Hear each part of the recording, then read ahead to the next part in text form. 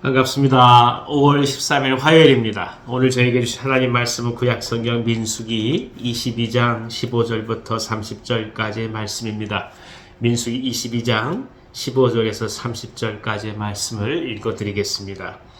발락이 다시 그들보다 더 높은 고관들을 더 많이 보내매 그들이 발람에게로 나아가서 그에게 이르되 십볼의 아들 발락의 말씀에 청하건대 아무 곳에도 거리끼지 말고 내게로 오라.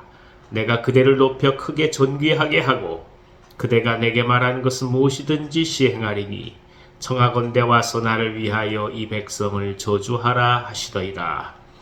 발람이 발락의 신하들에게 대답하여 이르되 발락이 그 집에 가득한 은금을 내게 줄지라도 내가 능히 여호와 내 하나님의 말씀을 어겨 덜하거나 더하지 못하겠노라. 그런즉 이제 너희도 이 밤에 여기서 유숙하라. 여호와께서 내게 무슨 말씀을 더 하실는지 알아보리라. 밤에 하나님이 발람에게 임하여 이르시되 그 사람들이 너를 부르러 왔거든 일어나 함께 가라. 그러나 내가 네게 이르는 말만 준행할지니라. 발람이 아침에 일어나서 자기 나귀의 안장을 지우고 모압 고관들과 함께 가니 그가 감으로 말미암아 하나님이 진노하심으로 여호와의 사자가 그를 막으려고 길에 서니라. 발람은 자기 나귀를 탔고 그의 두 종은 그와 함께 있더니 나귀가 여호와의 사자가 칼을 빼어 손에 들고 길에 선 것을 보고 길에서 벗어나 밭으로 들어간지라. 발람이 나귀를 길로 돌이키려고 채찍질하니 여호와의 사자는 포도원 사이 좁은 길에 섰고 좌우에는 담이 있더라. 나귀가 여호와의 사자를 보고 몸을 담에 대고 발람의 발을 그 담에 짓누르매 발람이 다시 채찍질하니 여호와의 사자가 더 나아가서 좌우로 피할 데 없는 좁은 곳에 선지라. 나귀가 여호와의 사자를 보고 발람 밑에 엎드리니 발람이 노하여 자기 지팡이로 나귀를 때리는지라. 여호와께서 나귀 입을 여시니 발람에게 이르되 내가 당신에게 무엇을 하였기에 나를 이같이 3번을 때리느냐. 발람이 나귀에게 말하되 내가 나를 거역하기 때문이니 내 손에 칼이 있었다면 곧 너를 죽였으리라. 나귀가 발람에게 이르되 나는 당신이 오늘까지 당신의 일생 동안 탄 나귀가 아니냐. 내가 언제 당신에게 이같이 하는 버릇이 있었더냐. 그가 말하되 없었느니라. 아멘. 아멘. 모압 왕 발락은 이스라엘의 위세 앞에 굉장히 많은 두려움을 느꼈습니다. 그래서 어떻게든 이스라엘과의 전쟁 가운데서 승리하기를 원했죠. 그래서 떠오른 생각이 바로 아마도 당시에 유명한 점성술사를 보여주는 이 발락을 초청해서 이스라엘에게 저주를 내릴 것을 생각한 듯합니다. 그래서 어떻게 하든 이스라엘을 이 전쟁 가운데서 이 모압이 승리하기 위하여 이 발람을 초대하고자 하죠. 사람들을 보내고 어떻게 하든 마음을 돌이키려고 합니다만은 발람이 쉽게 움직이지 않습니다. 그래서 한 번의 실패 이후에 이번에는 고관들을 보내서 발람을 설득하고자 합니다. 사실 발람도 정녕 이 사람이 하나님의 사람이었다고 한다면 처음부터 단호하게 얘기를 했겠죠. 하지만 여전히 이 탐심과 그리고 재물에 대한 유혹 앞에 흔들릴 수밖에 없는 그런 연약한 존재였습니다. 그래서 계속해서 여지를 남겨둘 수밖에 없었던 것이죠. 이에 따라서 발락이 보낸 고관들을 통해 발람의 마음은 흔들리게 됩니다. 이런 상황 속에 하나님께서는 어떻게 이스라엘을 지키시고 그리고 발람에게 하나님의 뜻을 드러내시는지 오늘 말씀을 통해서 은혜를 나누고자 합니다. 우리가 하나 생각할 것은 뭐냐 하면 이 발람이란 인물이 사실은 인간이 선택할 수 있는 오늘의 그 상황 속에서 가장 연약한 모습이 무엇인지를 적나라하게 보여주는 인물이라고 하는 것입니다. 그러니까 하나님의 말씀이 있다 할지라도 현실적인 이익과 그리고 장래 편안히 살 수 있다는 이 모든 생각이 그로 하여금 하나님 나라 일을 선택하지 못하게 만든 것이죠.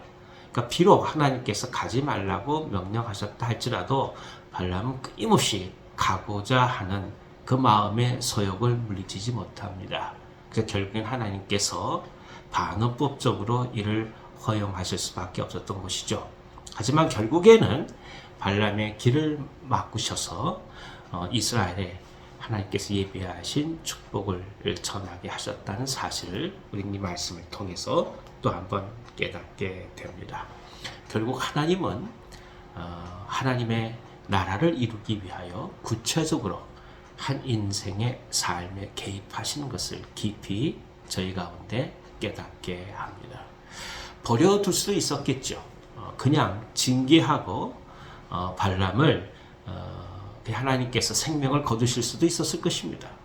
하지만 그렇게 하지 않으시고 그의 삶에 간섭해 오시면서 이스라엘을 향한 하나님의 계획을 아름답게 이루어 가시는 모습을 보게 됩니다. 나귀가 오히려 그 입을 열어서 오히려 발람을 꾸짖는 모습을 바라보노라면 하나님께서 얼마나 구체적으로 인생 가운데 찾아오시는지를 깊이 깨닫게 됩니다. 사실 이런 일상적으로 일어나진 상황 속에서 발람은 오히려 하나님께 돌아가지 못합니다. 단지 자신의 뜻을 또 한 번 계속해서 이야기할 뿐이죠. 인생은 어쩌면 하나님의 말씀이 있고 하나님의 뜻이 선포된다 할지라도 계속적으로 자기 안의 소욕이 하나님의 나라를 잊어버리고 나아가게 하는 그런 동기로 작용할 때가 참으로 많이 있습니다. 그러니까 말씀이 없어서도 아니고 진리가 없어서도 아니고 그리고 선포가 없어서도 아님에도 불구하고 언제나 인간의 내면 속에 자신이 갖고 있는 소욕을 어찌하지 못하여 그 모든 것들이 보이지 않게 된다는 것입니다. 또 한 번 우리는 이것을 통해서 우리가 갖고 있는 내면의 부족함과 연약함을 바라보고 동시에 그런 인생을 향해 찾아오시는 하나님의 거룩하심과 은혜로움을 또 한 번 경험하게 됩니다. 그렇습니다. 사람은 실수하지만 결국 하나님은 그 모든 삶에 개입하셔서 우리를 온전히 이끌어 가십니다. 이것이 우리가 붙들어야 될 희망입니다. 인간은 넘어질 수 있습니다. 그러나 그럼에도 불구하고 하나님께서 우리 가운데 오신다는 것을 기억하면서 오늘을 기쁨으로 살아가기를 원합니다. 오늘 우리가 만나는 사람들, 우리가 행해야 될 일들, 아니면 여러 가지 많은 관계들을 통해서 하나님은 오늘 저희 가운데 말씀해 주실 것입니다. 그 말씀을 통해 다시 한번 하나님의 뜻을 발견해가는 소중한 은혜가 우리 모두 가운데 가득하기를 기원합니다. 기도하겠습니다. 하나님 아버지, 하나님께서 은혜 주셔서 또 발람의 부족한 모습을 통해 우리 자신들을 보게 하시고 그럼에도 불구하고 찾아오셔서 옳은 길을 걷게 하시고 예비하게 하신 하나님의 은혜를 보게 하시니 감사드립니다.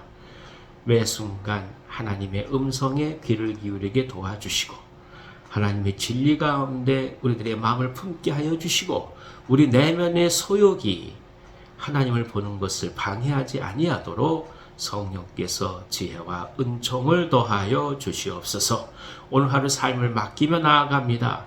육체의 아픔과 어려움을 겪는 종들을 기억하여 주셔서 강건하게 하여 주시고 새 힘을 다하여 주시옵소서.